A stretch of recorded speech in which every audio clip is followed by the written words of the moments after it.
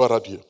Nous allons lire la parole de Dieu dans 1 Jean chapitre 4, le verset 4. 1 Jean chapitre 4, le verset 4.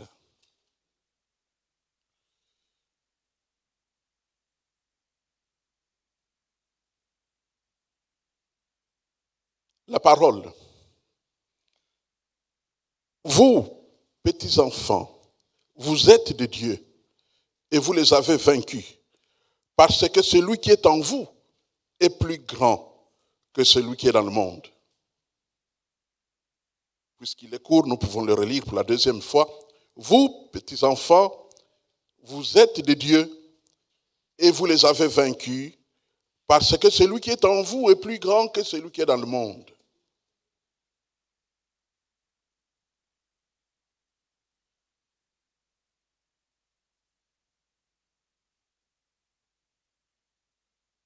Le sujet de notre partage d'aujourd'hui, tous nés dans la guerre. Tous, nous sommes nés dans la guerre. Prions le Seigneur. Seigneur notre Dieu, merci pour ta parole. Elle est vivante. Elle est toujours actuelle. Elle a le pouvoir de se renouveler pour chaque époque. Elle a le pouvoir de se renouveler pour s'adapter à nos circonstances. Elle est surtout une lumière qui éclaire ta personne et qui éclaire le chemin que nous devons suivre. Mais aussi elle éclaire nos cœurs pour que nous voyions comment ça va en nous. Père Saint, je te prie au nom de Jésus de rencontrer chacun de nous et de nous parler. Père Saint, je te prie que tu rencontres le plus grand nombre afin de parler aux hommes et aux femmes de notre génération. Tu connais mon cœur, Seigneur, et tu sais jusqu'à quel point je suis, par le temps pendant lequel tu m'as permis de vivre, préoccupé par l'idée que je peux exposer des choses qui intéresseront le plus grand nombre, afin que les hommes et les femmes partout, ils peuvent aient l'opportunité de réfléchir sur la Bible, la parole vivante de Dieu. Découvre cette Bible qui parle du Seigneur Jésus et surtout se rapproche du Dieu vivant, celui-là même qui a créé les cieux et la terre, le Dieu d'Israël et le Dieu de l'Église. Père Saint, je me confie totalement à toi pour être utilisé maintenant au nom de Jésus. Amen.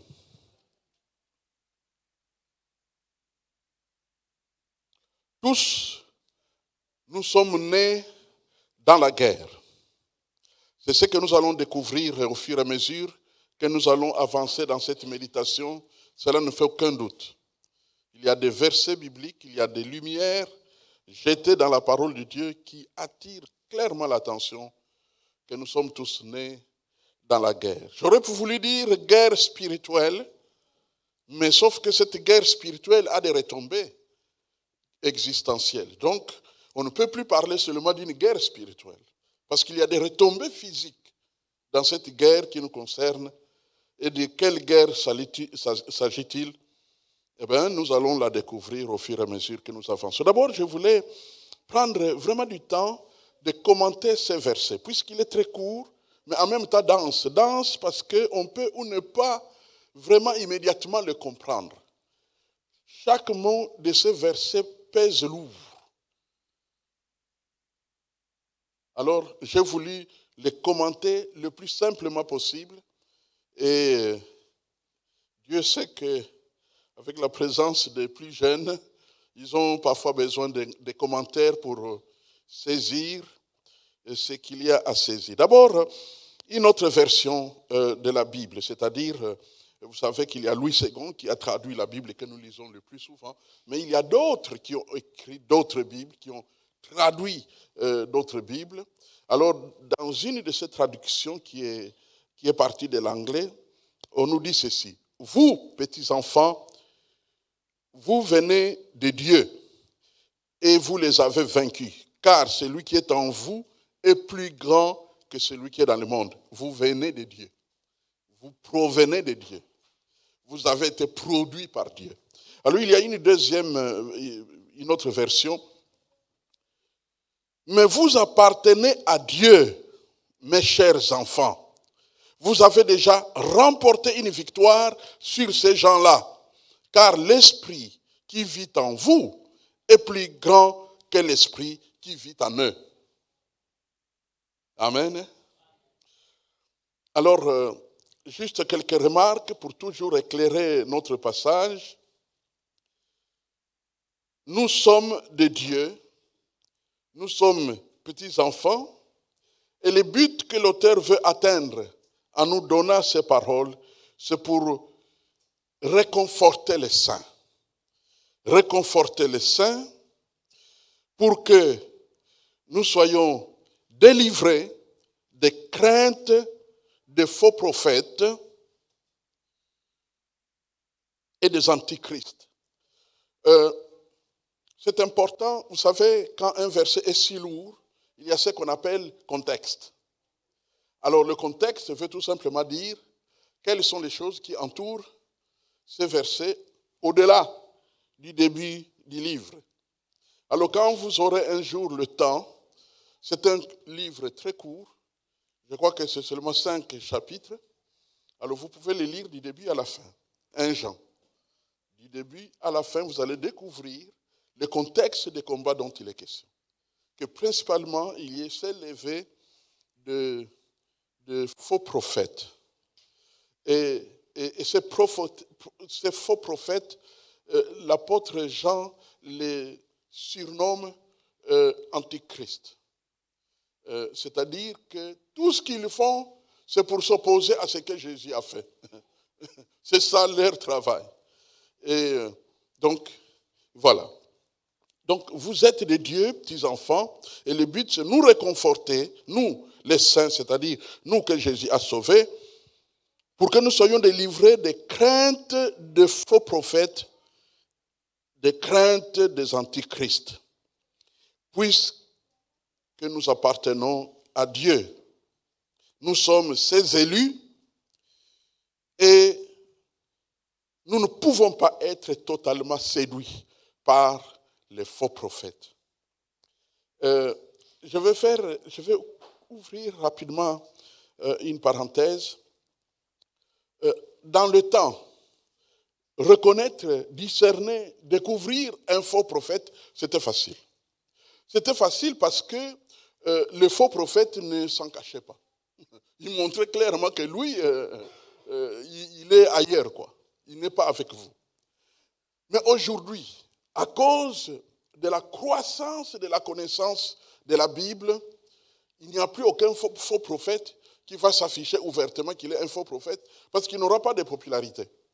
Alors il est obligé de s'appuyer sur les mêmes choses que le véritable chrétien, dans le but de séduire. Et là, l'épreuve devient plus dangereuse. Il est plus difficile de savoir, je vais vous dire ça crûment. Il existe aujourd'hui des églises appréciables au vu des hommes, mais en réalité sous la coupole des faux prophètes. Et quel est le problème des faux prophètes? Les faux prophètes, leur travail, c'est quoi?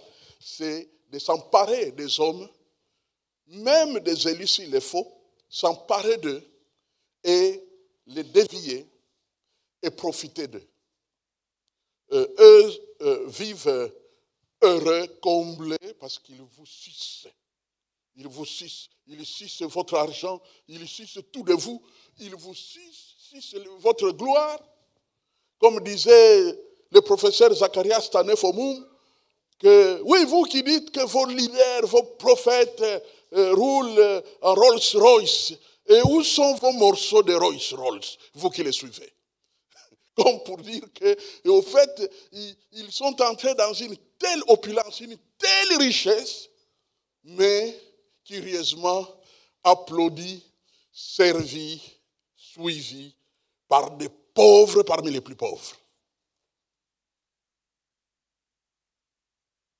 Et donc, c'est là où le danger. Si c'était simplement être sucé de quelques sommes d'argent, on pourrait dire, bon, après tout, même ce qu'on dépense pour les autres choses que nous consommons, ça finit où? Ça finit dans, comme on a dit, dans les entrailles, dans les entrailles cachées. Donc, ce n'est pas un problème. Mais le danger, c'est quoi? C'est que le faux prophète ne vous gagne pas pour simplement le servir. Le faux prophète vous gagne pour son chef, qui est le diable. Il vous gagne pour vous détruire. Et c'est là où se trouve le danger. Donc voilà cette parenthèse que je ferme, nous allons poursuivre.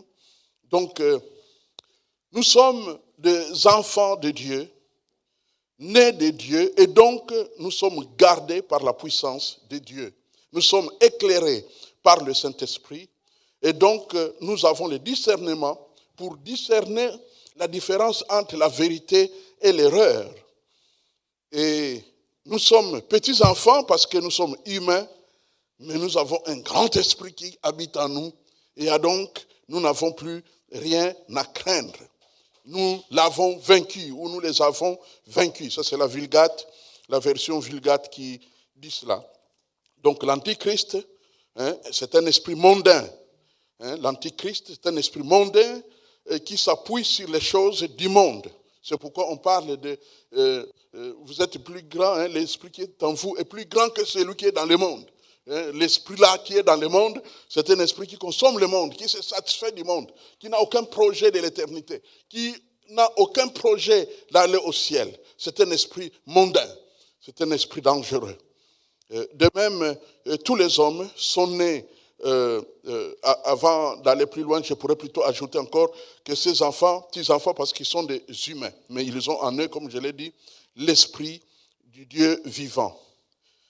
Le diable est dans le monde et il est établi principalement dans les hommes qui travaillent pour lui. Il les inspire, il les contrôle et ainsi de suite. D'où nous allons nous retrouver devant un double combat, voire trois. Premier combat, c'est un combat pour faire face, n'est-ce pas, à tout ce qui nous concerne. Nous sommes en quelque sorte pressés dans nos vies. Deuxièmement, premier combat, donc, c'est au quotidien. Ce combat qui nous est imposé. Ce combat qui ne nous concerne pas. C'est un combat entre Dieu et le diable qui a commencé quand nous n'étions pas là. Nous n'étions pas nés, nous n'existions pas, mais ils ont déclenché un combat et nous sommes nés dans ce combat-là. Alors, malheureusement, quand on est né dans un combat, c'est un peu, s'il faut donner l'illustration, ceux qui sont nés dans des guerres, ils ont subi, n'est-ce pas, des dégâts occasionnés par les multiples confrontations de ces guerres-là.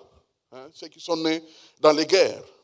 De même, pour nous donc, comme pour être dans ce dont nous sommes en train de parler, de même, nous, n'est-ce pas, nous sommes tous nés dans cette bataille qui a éclaté donc avant même notre naissance, comme je suis en train de le dire, combat qui se poursuit longtemps après notre mort, si jamais Jésus ne revient pas.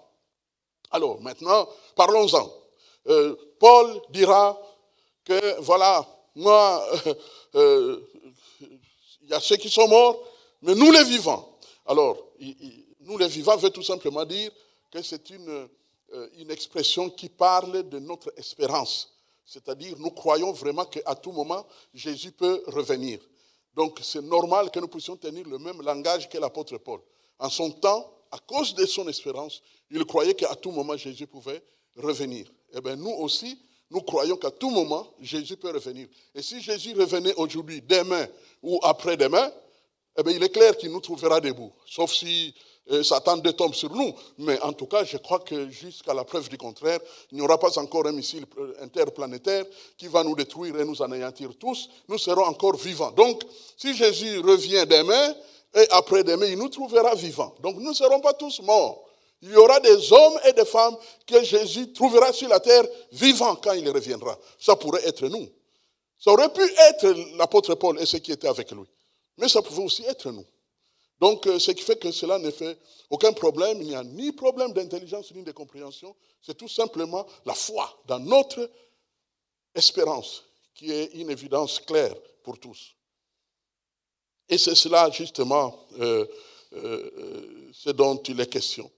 Que nous tous, donc, tous les hommes, notez, nous sommes nés dans cette bataille qui a éclaté entre Dieu et Satan. Bataille entre le mal et le bien. Bataille qui se poursuivra, n'est-ce pas, après notre mort.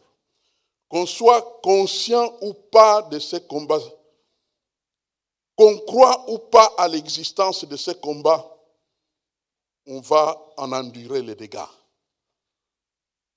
Qu'on croit ou pas à ces combats spirituels. Qu'on soit conscient ou pas de ces combats, on endure les dégâts. Parce qu'il y a confrontation. Il y a une véritable confrontation entre Dieu et l'ennemi. C'est ça la réalité qui est là devant nous.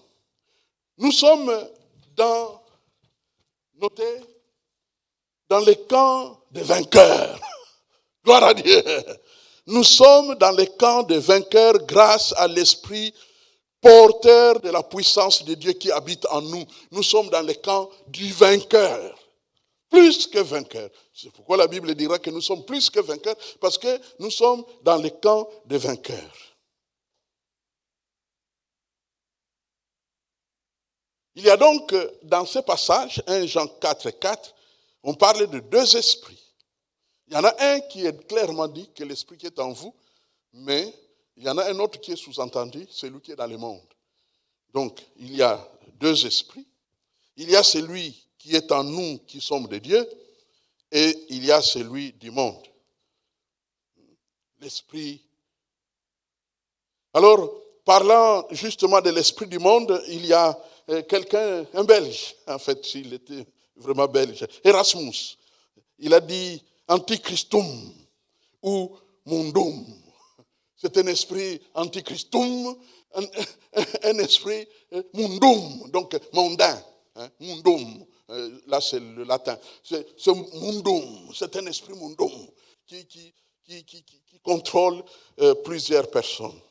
Le croyant, étant de Dieu, nous enfants de Dieu, étant de Dieu, eh bien, Dieu habite en nous comme l'âme de nos vies.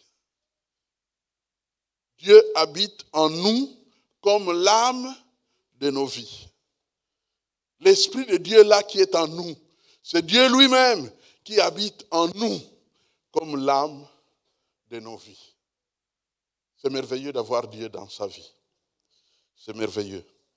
Ça prépare la victoire comme vous pouvez le constater. Tandis que celui qui est dans le monde, l'esprit là qui est dans le monde, eh bien, hélas, lui aussi habite dans les hommes et les femmes qui lui sont voués, ceux qui sont du monde, ceux qui sont esclaves, ceux qui sont dans la prison du diable. Eh bien, le diable, l'esprit du diable habite en eux comme l'âme de leur vie. Hélas, comme l'âme de leur vie. Et donc il y a pour nous qui sommes dans le Seigneur, comme le dira, il a déjà dit au chapitre 2, le verset 17, qu'il y a l'onction de conservation de tout ce que les enfants de Dieu ont reçu. Il y a l'onction de conservation. Une onction veut dire qu'il y a Dieu qui travaille pour que nous puissions protéger tout ce que Dieu nous a donné au moment de naître de nouveau. Nous sommes protégés par une onction de conservation. Il y a une protection. Les fidèles Dans ces livres, on vous parlera des fidèles qui sont les pères, les jeunes gens, les petits-enfants, sont finalement les délégués ou les envoyés de Dieu pour continuer les combats commencés par Jésus-Christ. Nous sommes les délégués de Dieu. Vous êtes les délégués de Dieu pour continuer le combat commencé par Jésus-Christ. C'est l'un des livres où vraiment on arme les chrétiens contre Satan, contre les esprits impurs. Que nous sommes équipés, nous sommes forts et nous sommes plus grands. Et ainsi de suite.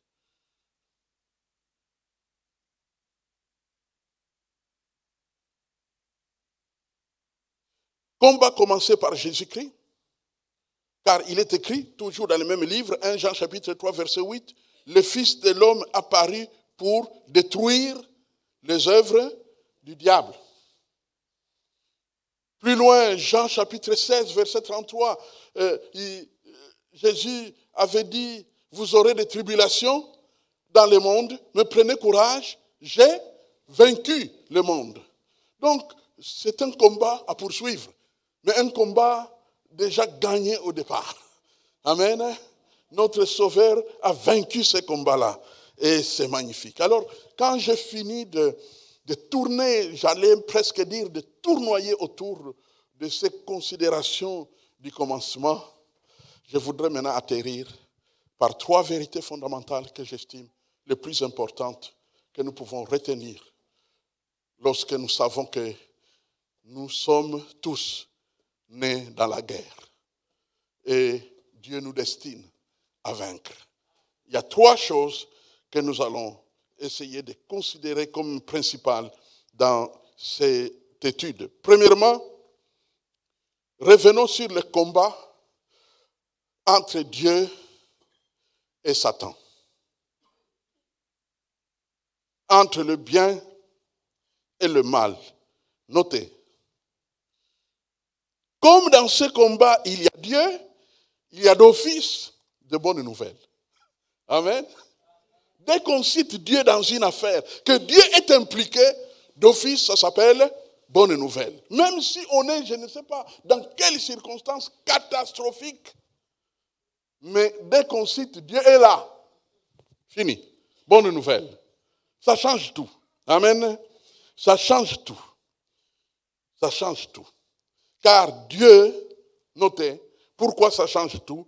Car Dieu et Satan ne sont pas égaux. Amen.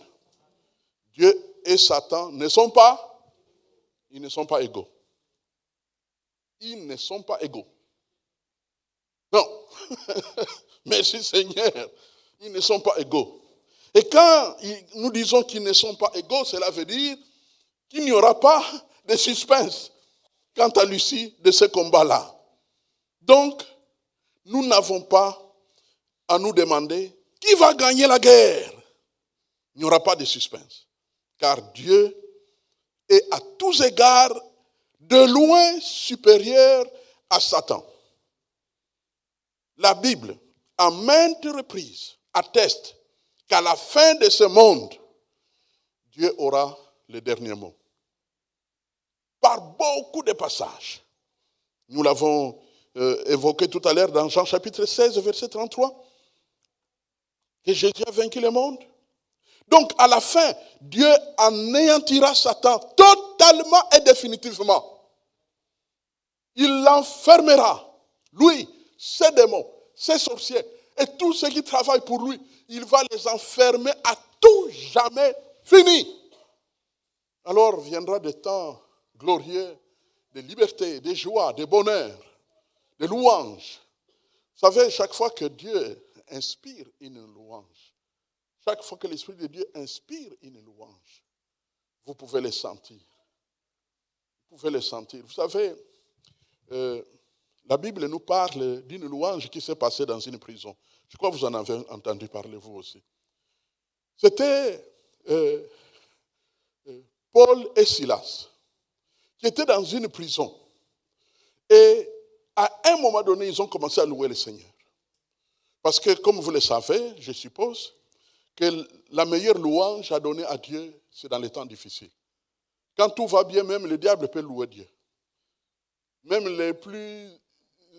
les gens qui rejettent Dieu peuvent louer Dieu quand tout va bien. Mais quand tu es dans une prison, de surcroît, injustement emprisonné, et tu te mets à louer Dieu, cette louange-là intéresse Dieu, parce que ça s'appelle louange sacrificielle. Et je peux vous dire, chaque fois que le peuple de Dieu se met à louer, avec son cœur, vraiment branché à Dieu, même si tu n'as pas l'Esprit de Dieu en toi, tu le sentiras, qu'il y a Dieu ici. C'est comme ça que ça se passe quand Dieu est au travail. Le Seigneur est vivant. Alors ça, c'est la première chose. Dans le combat entre Dieu et Satan, il n'y a pas de suspense. Dieu va vaincre Satan définitivement. Il va l'anéantir. Ça, c'est très clair. Ça, c'est la première chose que nous retenons. La deuxième chose, et nous, dans tout ça, nous. Alors, pourquoi ce longtemps de combat?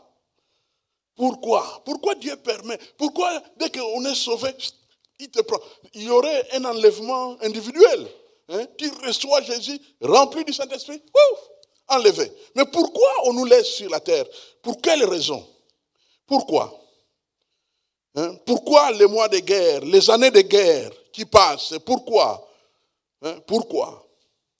Eh bien, c'est pour nous donner à chacun l'opportunité de choisir notre camp. C'est pourquoi Dieu te laisse sur la terre. Pour te donner l'opportunité de choisir ton camp. Dieu nous a créés à son image, donc il n'a pas créé des robots, car lui-même n'est pas un robot. Il a créé des êtres réfléchis, intelligents, capables de choix. Et donc, il nous laisse vivre dans nos circonstances, dans nos situations, pour nous donner l'occasion de faire notre choix. Car il est un Dieu juste. Et donc, les mois, les années qui passent rapprochent chaque être humain de son choix. Ça, c'est très grave. Au fait, quelqu'un peut même avoir commencé correctement avec Dieu. Mais les années qui passent le poussera vers ce qui est véritablement son choix. Le poussera vers son réel choix. Le temps qui passe finit par rendre quelqu'un réel. Et Dieu n'a pas prévu d'être dupe. Que les gens qui ne l'aiment pas, les gens qui ne veulent pas de lui, donnent pendant 20 minutes l'impression qu'ils veulent être avec lui, alors que dans leur cœur, en réalité, ils ne l'aiment pas. Alors, ils donnent le temps, afin que le temps définisse notre véritable nature. C'est la raison pour laquelle le temps qui passe poussera au fur et à mesure chacun vers son choix réel, vers son camp réel. Alors quel est le risque? Quel est le risque des humains? C'est d'être malheureusement des pions qu'on peut influencer. C'est d'être des cibles prioritaires du diable. Oui, le diable veut faire de toi une cible prioritaire. Mais pourquoi nous cibler? Pourquoi est-ce que Satan veut nous cibler? Eh bien, c'est parce que Satan ne peut rien faire à Dieu. Il est en guerre contre Dieu, mais il ne peut rien faire à Dieu. Il ne peut même pas s'approcher de Dieu pour lui donner une gifle. Il ne peut rien. Alors, qu'est-ce qu'il lui reste à faire? C'est de rendre la vie impossible à ceux-là que Dieu aime. Et comme vous le savez, il y a deux catégories que Dieu aime. Deux catégories d'hommes et femmes que Dieu aime. La première catégorie, c'est que c'est tous les humains de la terre, créés à l'image de Dieu. Il y a tout un passage central de la Bible qui parle de cela. même, je dirais même la moitié de notre humanité pourrait avoir ces versets par cœur, même ceux qui ne lisent pas la Bible. Jean chapitre 3, verset 16. Dieu a tant aimé le monde là veut dire les humains de toute la terre. Dieu a tant aimé les humains de toute la terre qu'il a donné son Fils unique afin que quiconque croit en lui ne périsse point, mais qu'il ait la vie éternelle. Donc, comme ce sont ces hommes-là que Dieu aime tant, bon, moi je ne peux pas t'attaquer toi Dieu, mais je vais m'occuper de ces hommes-là que tu aimes tant. Ces hommes-là à qui tu as destiné ton salut en envoyant ton Fils sur la terre, c'est eux que je vais cibler pour les détruire. Afin qu'on verra à la fin qui aura la majorité. Voilà le plan maléfique de Satan. Mais je vous dis, il ne réussira pas tout ce qu'il veut réussir. Car il a plus malin que lui. Amen. Il y a plus malin que lui. Alors la deuxième catégorie, ça vous connaissez, n'est-ce pas? La deuxième catégorie, Dieu aime ceux qui sont déjà sauvés. Et il fait d'ailleurs résider, notez, son esprit en eux. Dieu aime tous les hommes et il veut qu'ils puissent croire en Jésus pour qu'ils aient la vie éternelle. Mais maintenant, il y a cette deuxième catégorie, encore minoritaire à cette époque, bien sûr, mais beaucoup, vraiment beaucoup. Eh bien, tous ces hommes et femmes qui sont déjà sauvés, Dieu, non seulement il les aime, mais il a pris son propre esprit. Il a placé en eux. Si quelqu'un a l'esprit de Christ, il appartient à Christ. Si quelqu'un n'a pas l'esprit de Christ, il ne lui appartient point. Romains chapitre 8, verset 9. Donc tous ceux qui sont à Dieu ont l'esprit de Christ en eux. Ils ont l'esprit de Christ en eux. Merci Seigneur. Merci Seigneur. Gloire à Dieu. Vive l'Éternel. Ça c'est la deuxième chose. Qu'en est-il de nous? Eh bien, nous bénéficions donc de toutes ces grâces-là prévues par notre Dieu. Et Dieu nous garde pour que nous puissions faire nos choix. Et le temps qui passe nous pousse au fur et à mesure, même quand nous avons l'impression que nous nous arrêtons pour encore essayer de retourner vers Dieu. Mais en réalité, le temps qui passe finit par nous pousser vers ce que nous avons choisi. N'oubliez jamais que Judas Iscariote a quand même pendant un certain temps servi Jésus. Il était parmi les apôtres. Il était parmi ceux qui ont porté les titres d'apôtres. Quand Jésus a passé toute une nuit à prier Dieu, parmi ceux qu'il a choisis, il y avait Judas Iscariote. Mais comme diront les autres apôtres, que celui-là est allé là où il appartenait. C'est-à-dire que le temps qui s'est écoulé a poussé petit à petit Judas Iscariote vers son chemin, vers sa destinée, vers là où il appartenait. Et là, c'est ce qui risque d'arriver. Vient la troisième et la dernière chose. Nous sommes nés pour combattre. Nous sommes nés pour combattre. Nous sommes nés pour combattre. Vous l'avez constaté que 1 Jean 4,4, c'est un contexte clair de combat. C'est très clair. C'est un contexte de combat. Ne les craignez point car l'esprit qui est en vous est plus grand. Donc vous êtes plus armés que ceux du monde. Donc c'est un contexte de combat.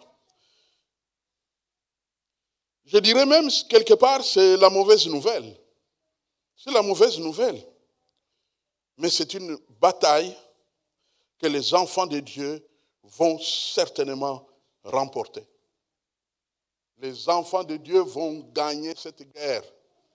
Amen. Les petites guerres comme les grandes guerres. Les guerres de 10 minutes comme les guerres d'une année. Les guerres de 2 ans comme les guerres de 10 ans. Les enfants de Dieu vont finir toujours par vaincre au nom de Jésus-Christ. Ils vont finir toujours par vaincre. Alléluia. Gloire à Dieu. Ils vont finir par vaincre. Lorsque nous devenons chrétiens donc, Dieu établit son esprit en nous. Et quelles sont les richesses que le Saint-Esprit nous apporte? Vous en connaissez plusieurs. J'ai résumé cela en 3 richesses que le Saint-Esprit apporte dans les croyants, qui garantit quelque part notre victoire sur l'ennemi. Alors, première richesse que le Saint-Esprit nous apporte, c'est d'échapper à la séduction du monde et des faux prophètes. Ceux qui sont vraiment à Jésus-Christ vont échapper à la séduction du monde par les faux prophètes. Je l'ai dit tout à l'heure en faisant une remarque, qu'il y a effectivement des faux prophètes plus dangereux que dans le temps parce qu'ils sont en tout point comme presque nous, mais sauf que au fond de leur cœur où nous ne voyons pas, habite une appartenance et des alliances et des engagements et des attachements à Satan. Mais c'est caché. C'est caché. Ils vous viendront avec des paroles de connaissance. Ils vous viendront avec des paroles de sagesse. Ils vous viendront avec des miracles. Ils vous viendront avec toutes sortes de choses capables de vous attirer. Ah, mais vous savez, moi, j'ai découvert un vrai grand homme de Dieu. Je vais marcher avec lui. Je vais travailler avec lui. Vous ne savez pas à qui vous avez affaire. Vous ne savez pas quels sont ses plans à lui. Où il a commencé. Où il en est. Vous ne savez pas.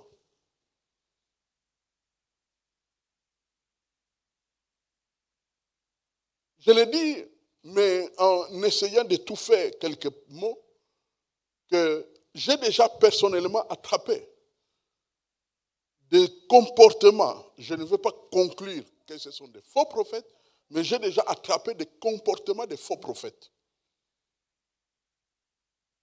Dans certains cas, on voulait même me demander de participer comme complice. Nous étions quelque part dans le monde. Et il y avait un prophète qui est venu pour prophétiser. Et il avait prévu donner beaucoup de paroles de connaissance, surtout aux serviteurs de Dieu. Parce que les serviteurs de Dieu sont plus ouverts à ces choses-là. Et alors, j'étais par hasard avec le prophète avant qu'il n'aille dans sa réunion. Eh bien, le prophète me dit, peux-tu me dire quels sont les noms des pasteurs qui seront dans la réunion? Je lui ai répondu, non, je ne vous le dirai pas. Il s'est fâché comme si j'étais son enfant. Vous devez me le dire. J'ai dit, non, I will not. I want to tell you the name of pastors who will be at the meeting. I cannot do that. Il n'a plus parlé, il s'est fâché. Pourquoi? Je savais très bien parce que je suis informé. Si je lui avais donné le nom de ces pasteurs-là, quand il allait atterrir sur le podium avec le micro, il allait commencer à dire, Dieu me parle, tu t'appelles X, tu t'appelles Y, et toi tu es là misérable. Tu dis, c'est moi qui lui ai donné le nom. C'est cela. Hélas, nous avons attrapé quelqu'un d'autre aussi. Quelqu'un d'autre donne une parole de connaissance sur le nom d'un frère. Moi, je n'étais au courant de rien. J'accueillais comme tous les autres en train d'applaudir. Le Seigneur est à l'œuvre. Mais à la sortie, quelques jours après, le frère m'approche. Il me dit, pasteur, j'ai un problème. Je lui dis, oui, quel problème? Il me dit, pour quelle raison, notez bien, pour quelle raison le Saint-Esprit a commis la même faute sur mon nom que ce que ceux qui ont écrit sur notre site web ont commis. Quand ils ont écrit mon nom, ils ont commis une faute. Mais je n'ai pas eu le temps de corriger ça. Mais le prophète, curieusement, quand il prophétise, il commet la même faute. Réfléchissez. Qu'est-ce que cela veut dire? Que s'est-il passé? Quelqu'un a visité le site web?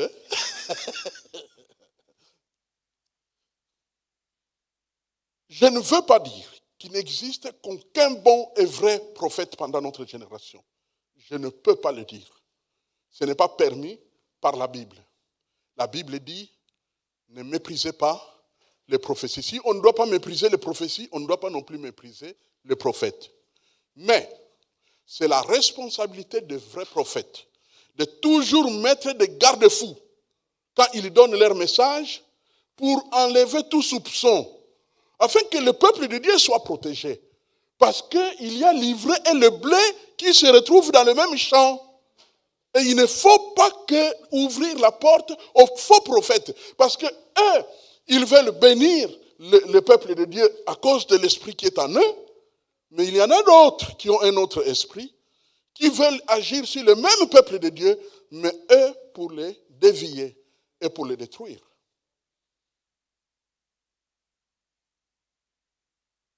Donc, l'esprit nous aide à échapper à l'œuvre des faux prophètes, à échapper aux mensonges. L'Esprit de Dieu est capable de te dire, tu entends quelqu'un parler. Ça, quand tu es béni, gloire à Dieu. Tu entends quelqu'un parler et l'Esprit te dit, ce qu'il dit là est faux. Il te le dit ouvertement. Ce qu'il dit là est faux. Et tu sais que c'est faux. Et tu n'en discutes avec personne. Parce que tu sais que c'est faux. Ne veux pas le suivre. Ne veux pas croire à ce qui a été dit. Il peut t'aider à savoir cela. Mais maintenant, notez, quand tu atteins ce niveau-là, tu deviens un homme, une femme à abattre. Parce que tu mets en danger l'empire de Satan. Tu deviens un danger. Et comme tu es un danger, tu es l'homme ou la femme à abattre. Mais n'ayez pas peur, car l'esprit qui est en nous est plus grand que celui qui est dans le monde. Deuxième chose que l'Esprit de Dieu nous apporte, il nous apporte l'autorité de lier et de délier. C'est-à-dire l'autorité d'arrêter, d'empêcher que Satan fasse de mauvaises choses dans nos vies ou autour de nous ou pendant notre génération. Empêcher que Satan réussisse, ça c'est lier. C'est-à-dire empêcher. Délier veut dire permettre. Ce verset a toujours été assez difficile à interpréter. Donc notez cela. Lier, ça c'est empêcher. Délier, c'est permettre. Ouvrir la porte. Ouvrir la voie. Délier. Délier ceux qui sont possédés. Délier les affaires qui stagnent. Délier les bénédictions qui attendent. Délier les circonstances, et ainsi de suite. Délier.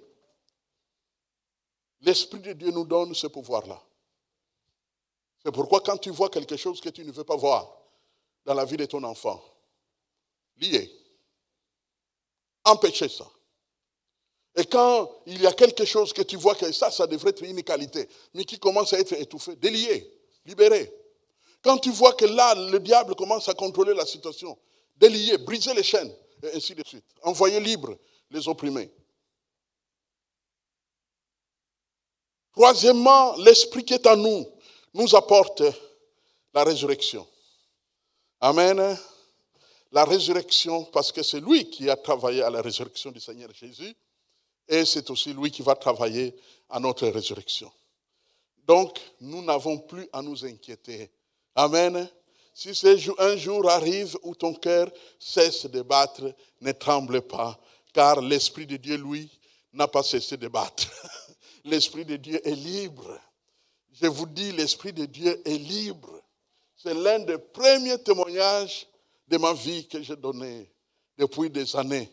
Et vous savez, comme je l'ai toujours dit, quand tu donnes un témoignage, si c'est un mensonge, donne-le 10 ans plus tard. Tu vas te contredire et tu ne comprendras même pas. Car personne n'a une aussi grande mémoire que de se souvenir de chacun de ces mensonges. C'est un prophète, un philosophe qui a dit ça. Personne n'a une aussi grande mémoire pour se souvenir de ces mensonges. Mens comme tu veux et quand tu veux.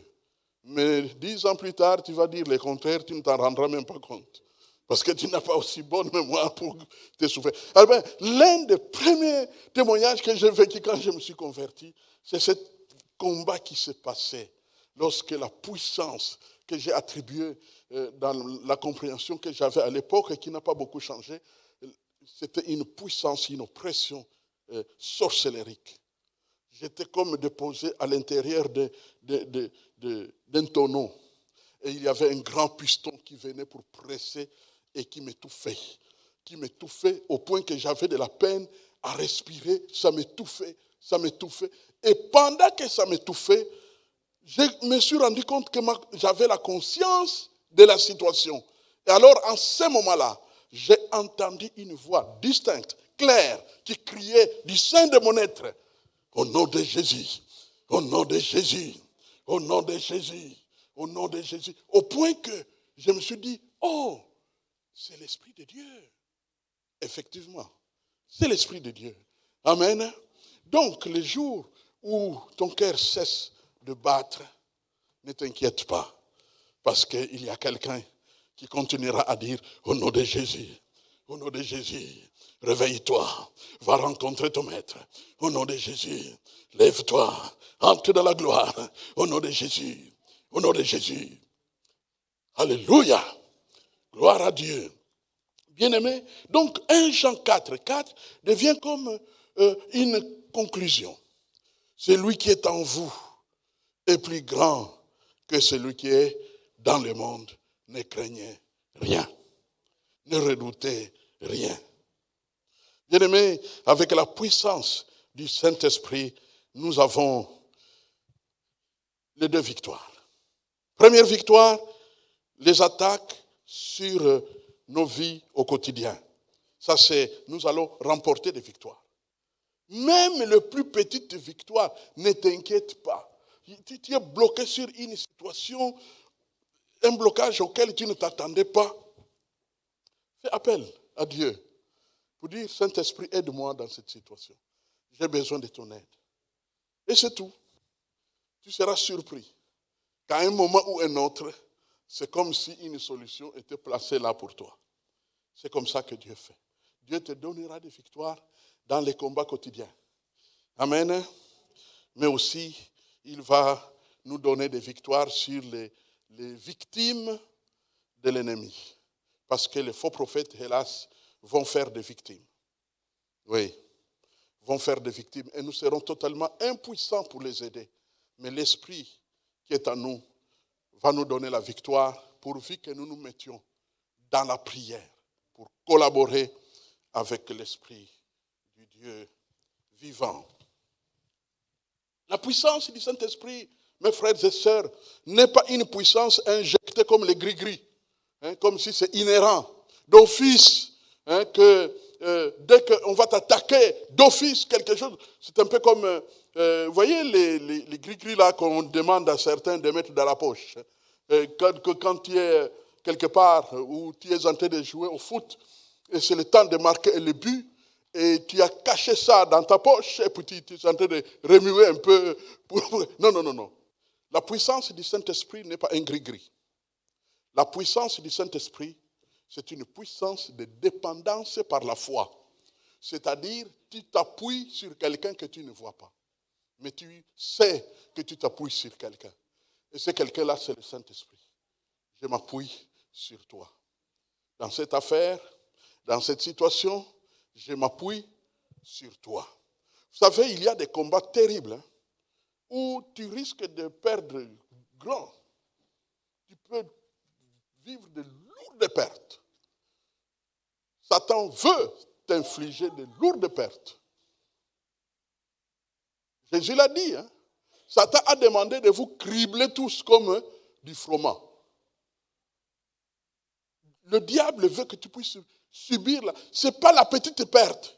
Du type, tu avais 2 € dans la poche et puis tu fuis, tu ne vois plus. Ça, c'est une petite perte. C'est rien ça.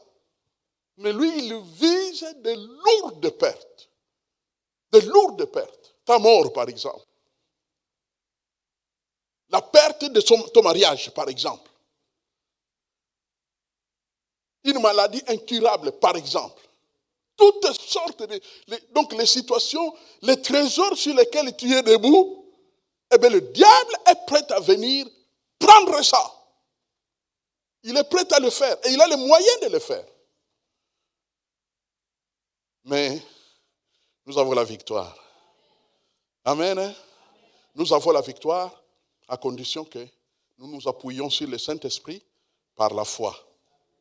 Car sans la foi, il est impossible d'être agréable à Dieu. C'est-à-dire, il est impossible de profiter de ce que Dieu peut donner.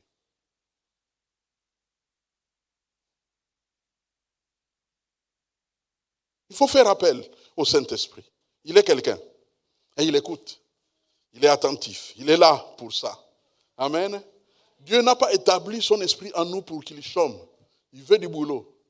Mais il veut collaborer avec toi, avec chacun de nous. Alors Dieu nous donne l'aide. Dieu nous donne le réconfort. Dieu nous donne la puissance pour surmonter les attaques du moment.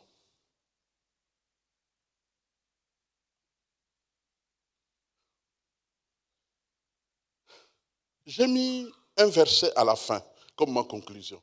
J'aimerais que nous puissions le lire. 1 Jean, chapitre 2, verset 24.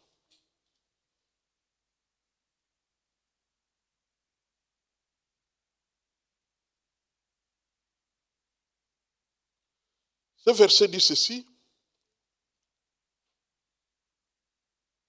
Que ce que vous avez entendu dès le commencement demeure en vous.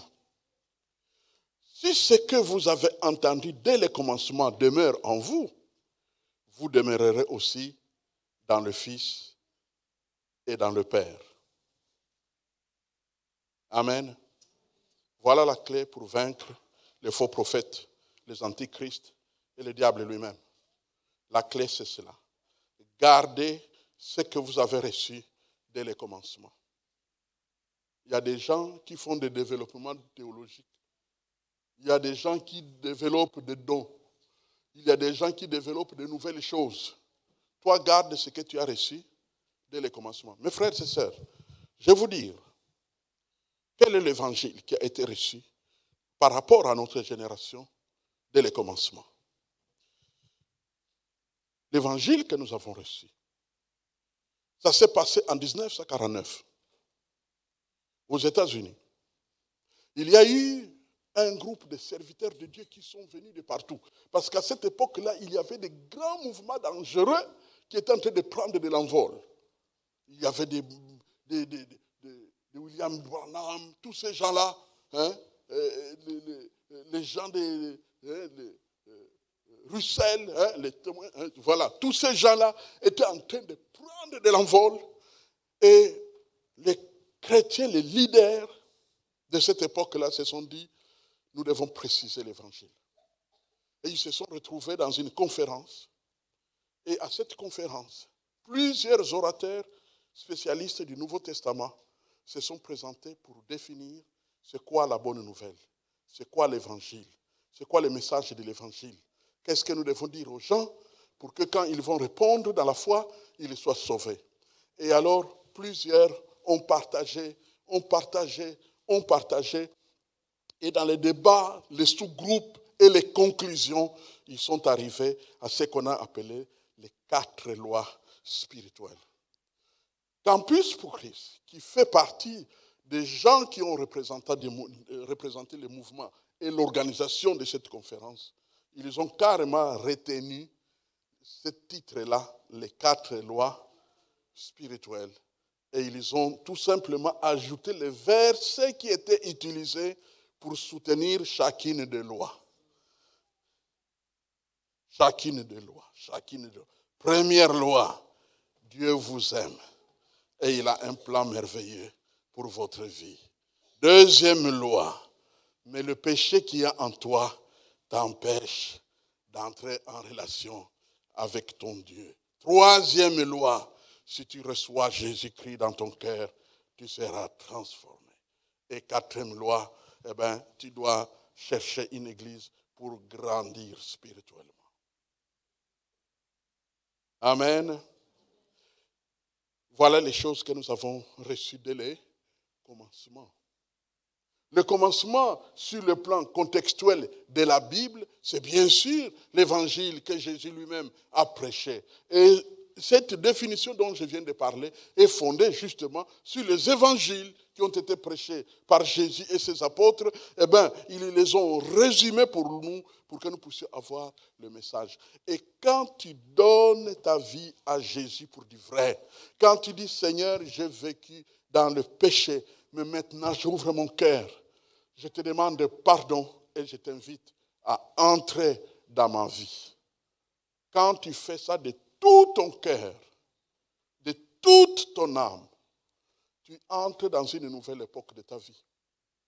Dieu fait de toi un homme nouveau, une femme nouvelle. Amen. Alors maintenant, en ce moment-là, tu pourrais bien passer par des épreuves telles que déçu de ta vie, tu rejettes l'évangile, mais on ne rejette pas Jésus comme on veut. Si son esprit est en toi, ce petit passage de rébellion, il va être patient. La Bible dit quoi? Dieu use de patience, ne voulant qu'aucun ne périsse. Amen. Pour moi, le plus important, c'est quoi? Aujourd'hui, c'est que ceux qui n'ont pas choisi définitivement et clairement Jésus-Christ comme leur camp, chaque jour qui passe, chaque mois qui passe, chaque année qui passe, ils se rapprocheront de plus en plus de leur vrai choix. Et ma prière pour vous, qui êtes de bonne foi et qui êtes vrais dans vos cœurs, c'est que le Seigneur vous protège. Amen. Pour ne pas céder à la séduction du monde. Prions le Seigneur. Seigneur notre Dieu, merci pour ta parole que tu envoies comme lumière pour éclairer nos vies, comme lumière pour nous protéger, comme lumière pour nous guider, comme lumière pour empêcher Satan d'avoir le dessus sur nous.